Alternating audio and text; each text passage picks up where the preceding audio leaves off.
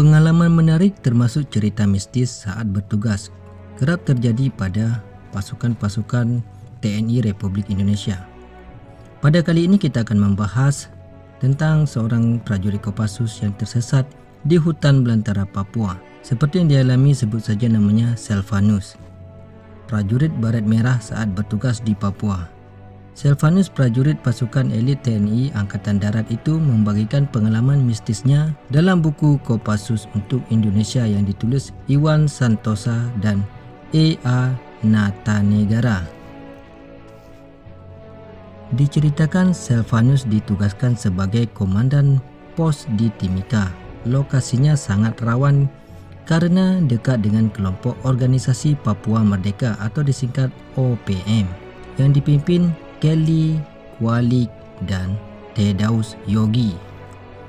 Suatu ketika, Selvanus diperintahkan oleh pimpinan untuk menggerebek markas OPM yang harus ditempuh dengan berjalan kaki selama 6 hari dari Timika.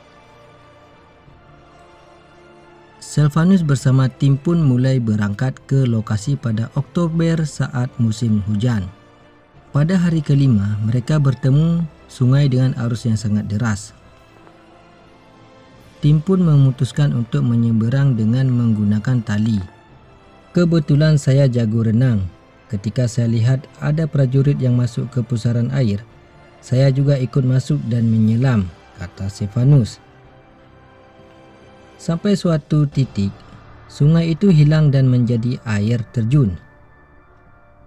Selvanus pun menepi di tengah hutan yang berada di sekitar 4.000 meter di atas permukaan laut. 5 orang sudah menyeberang, 3 belum menyeberang, dan saya hanyut bersama si kopral. Ini adalah satu-satunya motivasi saya untuk bertahan dan mencari kopral itu, ujarnya. Anehnya, saat mencari prajurit tersebut, Selvanus tidak dapat kembali pulang. Dia tersesat di dalam hutan belantara. Di kepala saya harus mencari arah Timika untuk melapor ke komandan dan melanjutkan mencari anak buah yang hilang, tutur Selvanus. Saat hari ke-6, Selvanus sudah berada di ambang sadar. Semua perlengkapan termasuk sepatunya hanyut di bawah arus sungai yang deras. Selvanus mengaku melihat alam lain di hari ke-6 perjalanannya. Bahkan Selvanus mengingat mengobrol dan berkomunikasi sambil terus berjalan mencari anak buahnya yang hilang.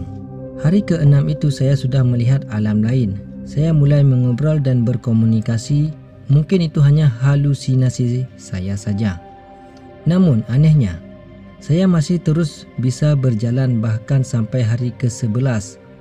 Saya berhasil menyeberangi sungai dengan lebar 200 meter sebelum tiba di Timika, ucapannya. Selvanus telah hilang di hutan Papua selama 18 hari. Dia akhirnya ditemukan oleh warga di Timika dengan kondisi selamat dan keadaannya memprihatinkan. Fisiknya tinggal tulang belulang berbalut kulit. Matanya saat itu terus berputar liar. Saya hanya tinggal tulang berbalut kulit saat itu. Mata terus berputar liar dan telapak kaki bengkak akibat tertancap pohon kayu. Dokter yang memeriksa saat itu menyatakan bahwa saya bebas dari penyakit malaria dan cacing tambang, kata Selvanus. Setelah dinyatakan sehat, Selvanus diundang oleh Pangdam Cendrawasih ke Jayapura untuk menikmati makan malam. Anehnya, Selvanus bisa menghabiskan makanan di satu meja itu seorang diri. Selvanus memastikan tidak ada keinginan untuk balas dendam karena telah kelaparan selama belasan hari saat mencari anak buahnya. Ternyata nafsu makannya yang begitu besar karena ada sosok yang menempel di tubuhnya. Saya makan banyak begitu bukan balas dendam, tapi rupanya ada yang mengikuti saya. Tiba-tiba saya ingat bahwa saya selama di hutan memang selalu ditemani 3 orang kalau matahari sudah terbenam. 1 memijat kaki, 1 memijat pundak, dan 1 lagi berbagi rokok dengan saya. Alamnya sudah lain, kata Selvanus. Mungkin cukup sampai di sini dulu cerita singkat dari saya tentang prajurit Kopassus yang dimana beliau tersesat di hutan belantara Papua. Oke, lebih dan kurang saya mohon maaf. Sekian dan terima kasih bagi siapa yang belum menekan tombol subscribe. Jangan lupa untuk menekan tombol subscribe-nya, like, notifikasi lonceng, dan juga berkomentar. Assalamualaikum warahmatullahi wabarakatuh. Sampai jumpa di video yang selanjutnya.